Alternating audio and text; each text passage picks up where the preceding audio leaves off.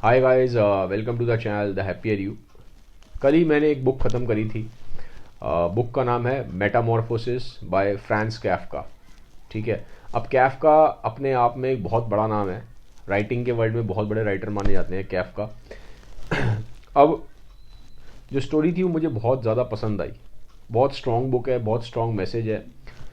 इसमें ये दिखाया गया है स्टोरी में कि ह्यूमन का जो बिहेवियर होता है उसकी एक डार्क साइड भी है। तो बहुत अच्छे तरीके से राइटर ने ह्यूमन के बिहेवियर को इस कहानी में दिखाया है। तो मुझे ऐसा पक्का यकीन है कि अगर आप इस स्टोरी को एंड तक सुनेंगे ना तो आपको भी बहुत कुछ यहाँ पे ह्यूमंस के बारे में समझ में आएगा कि ह्यूमंस कैसे सोचते हैं, कैसे बिहेव करते हैं। ये बहुत अच्छे से ये स्टोरी में दर्शाया गया है। तो जो स्टोरी है ये है एक लड़के की, इसका नाम है ग्रिगोर। तो लड़का जब सुबह उठता है तो वो देखता है कि वो कॉकरोच में चेंज हो गया है। इंसान नहीं रहा, वो एक कॉकरोच बन गया है। और अब ये जो लड़का है ग्रिगोर, ये काम करता था, सेल्स पर्सन था, जॉब करता था। और जो उसकी पूरी फैमिली थी वो उस पर डिपेंडेंट थी।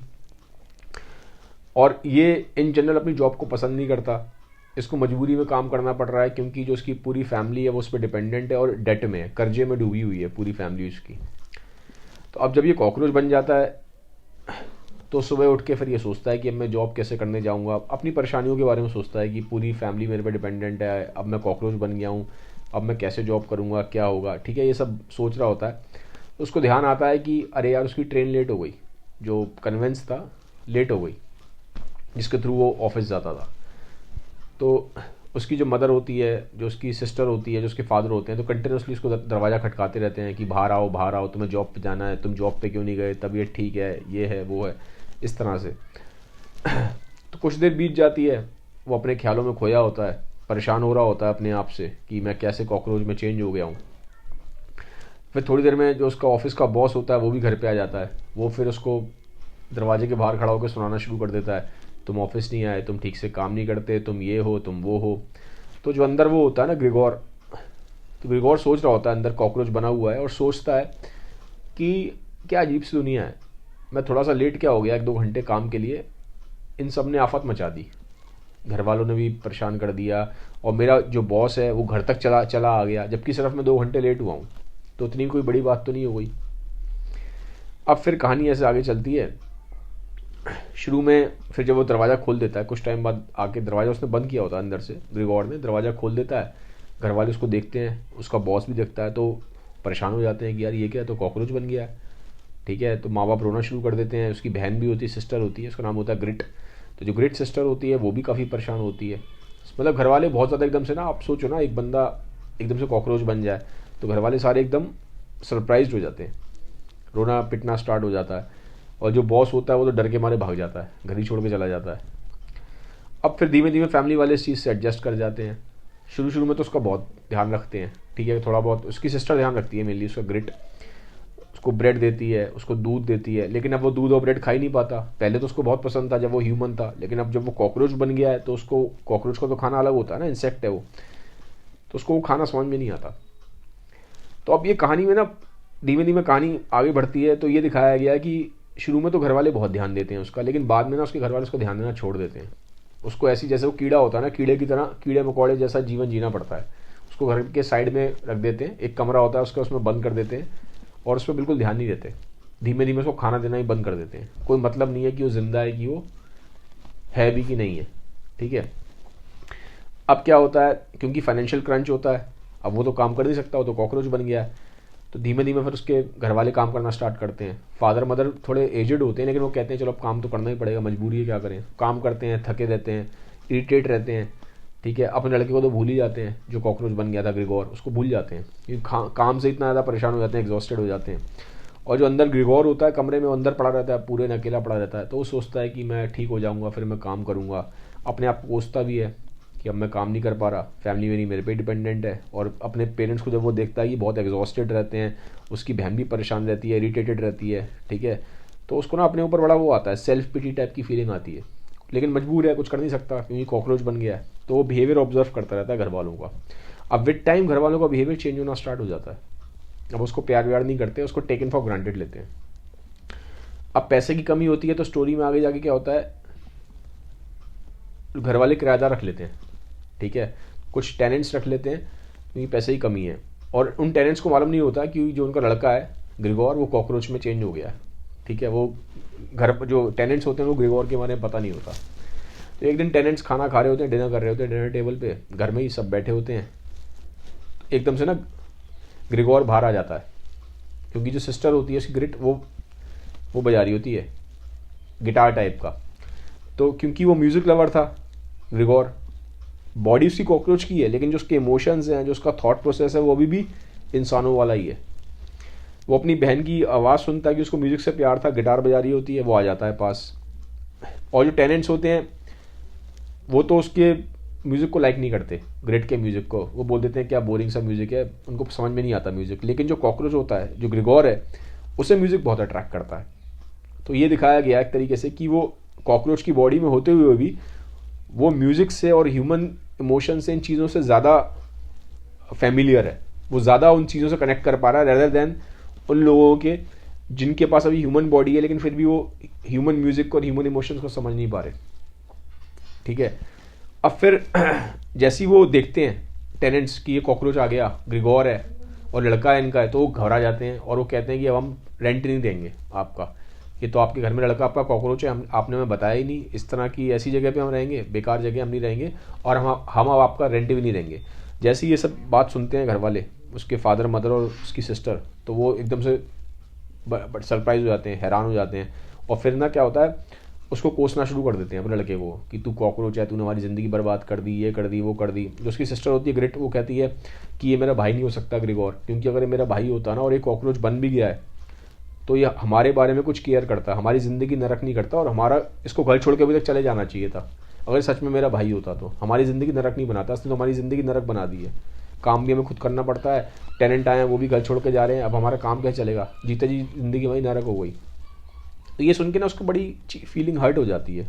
जो ग्रिगोर होता है, कॉकरोच होता है, पहले ही वो परेशान था कि वो कॉकरोच बन गया, कुछ कर नहीं पा रहा, अपने आप को कोसता था, ऊपर से ये सब और सुनने को मिल जाता है, और वो भी अपने घर वालों से। तो वो रोता हुआ बेचारा अंदर जाता है और अपने वो कमरे में बंद कर लेता है और लेटे लेटे सोचता रहता है और मर जाता है, उसकी डेथ हो जाती है, ठीक है। तो उसकी डेथ हो जाती है। अगले दिन जो उनकी काम वाली होती है, मेड होती है, वो सफाई कर रही होती है, सफाई करती है तो देखती है कि वो जो कॉकरोच है ग्रिगोर है वो लेटा हुआ है। तो उसको हिलाती डुलाती है, झाड़ू वाड़ू से ऐसे इधर उधर करती है, उसको देखती है तो मर गया यार, ठीक है, वो मर जाता है, उसकी डेथ हो जाती है। तो फिर सब घर वालों को बुला लेती है, माँ बाप को और उसको उसकी सिस्टर को बुला लेती है और दिखाती है। अब जो माँ बाप और सिस्टर होते हैं वो पहले तो देख के परेशान होते हैं, लड़का हमारा मर गया, कॉकरोच में बन गया था और मर गया, ये है वो है, ठीक है। बट फिर कुछ टाइम के बाद, कुछ दिनों के बाद सब चीज़ें नॉर्मल हो जाती हैं, और वो जो माँ बाप और जो लड़की है वो चले जाते हैं, कहीं घूमने फिरने चले जाते हैं, इन्जॉय करते हैं, ठीक है, इन्जॉय कर रहे हैं, सब कुछ भूल चुके हैं। और माँ बाप लड़की को देख के, यहाँ पे स्टोरी खत्म होती है। जो माँ बाप होते हैं वो ग्रिड को देख के, अपनी लड़की को देख के कहते हैं कि अभी तो लड़की बड़ी हो गई, अब इसकी शादी कराएंगे, अब इसका टाइम हो गया इसके हस्बैंड को ढूंढने का, अच्छा सा इसके लड़का ढूंढेंगे, अच्छा काम करता हो, जॉब करता हो, अच्छे पैसे वाला लड़का इसके लिए हम ढूंढेंगे, ठीक है। तो अपने जो उसकी सिस्टर ग्रेट है वो भी इंजॉय कर रही है, माँ बाप भी इंजॉय कर रहे हैं, उसके बारे में सब भूल गए, ग्रिगोर के बारे में जो मर गया, ठीक है। अभी मरा, ज़्यादा टाइम नहीं हुआ, 3-4 दिन पहले ही मरा है, ठीक है। तो यहाँ पे इस तरह से कहानी ख़त्म हो जाती है। अब कहानी का मैसेज क्या है, अगर मैं मैसेज की बात करूँ तो ये अपने आप में बहुत स्ट्रॉन्ग, बहुत ज़्यादा स्ट्रॉन्ग मैसेज है। स्ट्रॉन्ग मैसेज क्या है, 2-3 बड़े स्ट्रॉन्ग मैसेज हैं, ठीक है। एक स्ट्रॉन्ग मैसेज तो यहाँ पे ये है कि पहला मैसेज मैं ये बोलूँगा कि जब तक इंसान काम का रहता है तब तक उसकी पूछ है, जब इंसान काम का नहीं रहा उसकी कोई पूछ नहीं है। ग्रिगोर पहले बहुत काम करता था, पूरी की पूरी फैमिली उस पर डिपेंडेंट थी, पूरी फैमिली उस ग्रिगोर पे डिपेंडेंट थी।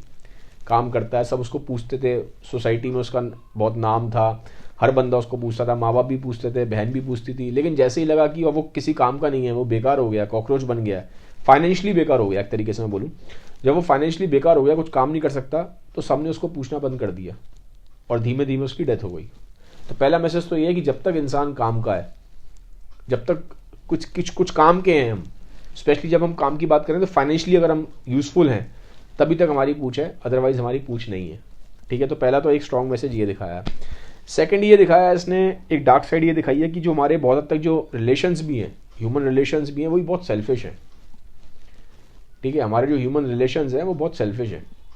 ये भी साफ साफ क्यों नज़र आ रहा है, देखो जब तक वो ठीक था, कमाई करता था, तब तक बहुत अच्छा था। जैसे ही उसने कमाना छोड़ दिया, किसी काम का नहीं रहा, तो सबने उसको धिक्कार दिया, साइड में कर दिया, उसको पूछना बंद कर दिया, खाना देना भी विद टाइम उसको बंद कर दिया, और वो बेचारा तो सिर्फ म्यूज़िक को अप्रिशिएट करते हुए बाहर आया था।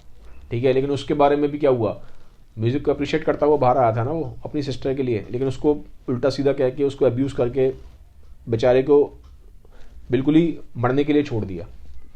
ठीक है, तो कहीं ना कहीं ह्यूमन सेल्फिश है। हमारे जो रिलेशंस भी हैं उसके पीछे कोई ना कोई एक सेल्फिशनेस है। ठीक है, वो कहीं ना कहीं ये दिखा रहे हैं कि जो लव हम बोलते हैं ना, लव भी हम बोलते हैं, तो लव भी हमारा कंडीशनल लव है। अनकंडीशनल लव जैसी चीज़ होती नहीं है। ये बहुत हम पढ़ते तो बहुत हैं, ये अनकंडीशनल लव होता है, प्यार में कोई कंडीशन नहीं होती। एटलीस्ट जो हमारे माँ बाप है वो तो हमसे अनकंडीशनल लव करते हैं, लेकिन ये स्टोरी में काफका कह रहे हैं ऐसा हो नहीं रहा। साफ साफ स्टोरी में तो ये दिखाई दे रहा है कि जो पेरेंट्स का लव है वो भी कंडीशनल है। जब तक वो काम का था लड़का तब तक तो ठीक था, जैसे ही लड़का काम का नहीं हुआ उसको मरने के लिए छोड़ दिया। ठीक है, तो दो तीन चीज़ें सामने आई। पहला कि ह्यूमन सेल्फिश हैं, दूसरा जब तक आदमी काम का है तब तक ठीक है, जैसे ही वो पैसा कमाना बंद करा, किसी काम का नहीं रहा, तो कोई पूछ नहीं रहा उसको।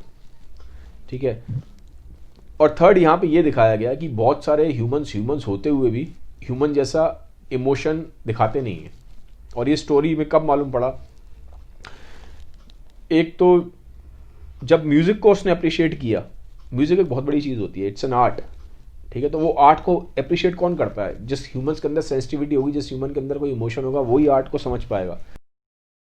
हर एक इंसान के पास उतना इमोशन को समझने का लेवल और उतना फीलिंग को समझने की सेंसिटिविटी होती नहीं है। तो ग्रिगोर जो कि कॉकरोच बन गया था, शरीर उसका कॉकरोच का था, बट उसके बावजूद भी इमोशंस और फीलिंग्स को वो बहुत अच्छे से समझ पा रहा था।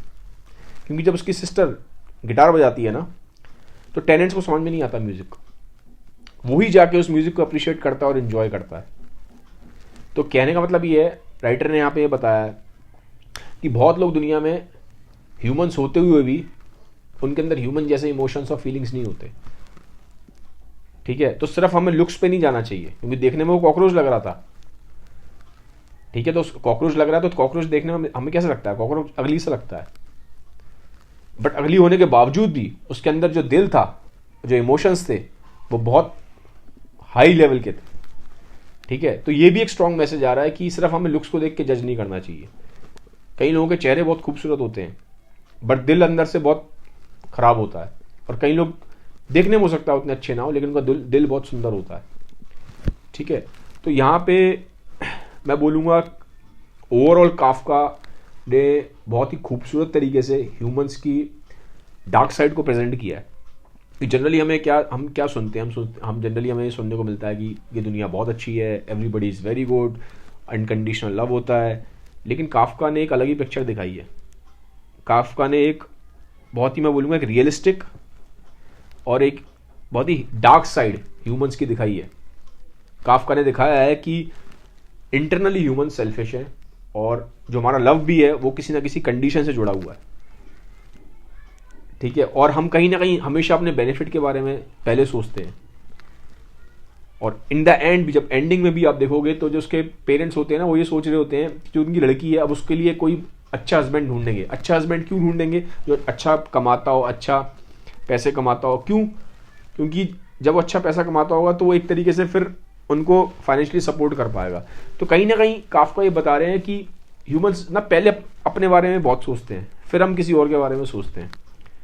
ठीक है, तो थोड़ा सा इन्होंने एक ऐसे साइड को टच किया ह्यूमन नेचर के, जिसके बारे में जनरली बात की नहीं जाती। तो मैं बोलूँगा अगर आप इस बुक को पढ़ सकते हैं, पढ़िएगा। छोटी बुक है, बहुत प्यारी बुक है, और बहुत उसमें गहरी साइकोलॉजिकल इंसाइट है।